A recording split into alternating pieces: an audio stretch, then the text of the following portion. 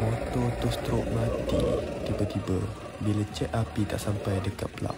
Apa penyebab dia? Okey, jom. Pertama sekali, saya tukar coil plug dengan kepala cap plug tu lah. Tapi bila sampai rupanya lain. Padahal Y100 tapak dia tak sama. Jadi saya pakai cable tie. Dah tukar benda tu tak hidup juga. Jadi saya cek lah api dekat coil ni. Guna wayar hitam, alhamdulillah api ada. Dengan cara saya tukar CDI. Saya pergi beli balik lah dekat kedai tu. Pergi cari CDI ni yang original Yamaha Sport punya. Yang tu saya pakai cable tie.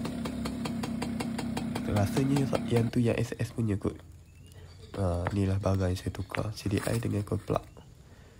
Dan ni original RM50. Dan pelak baru.